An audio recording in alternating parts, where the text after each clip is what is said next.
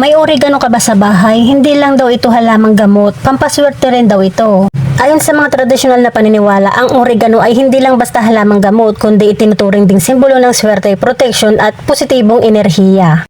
May paniniwala rin na para raw makaakit ng swerte at magandang enerhiya, maaring magsabit ng oregano sa pintuan o bintana at talian ito ng pulang ribbon. Ang iba naman ay sinasabit ito sa pintuan ng negosyo o bahay bilang pang-akit daw ng customer at magandang kapalaran.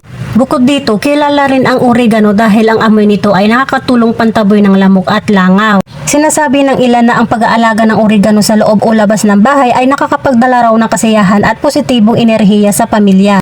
Ang salitang oregano ay mula sa salitang Grego na ang kahulugan daw nito bundok ng kagalakan.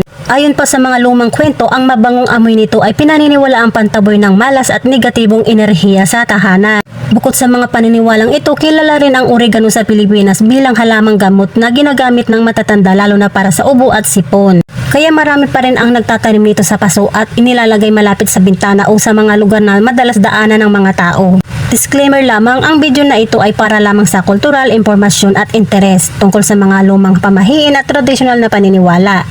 Hindi ito garantiya o solusyon sa problema sa buhay, kalusugan o pinansyal, gabay lamang ito at hindi kapalit ng profesional na payo.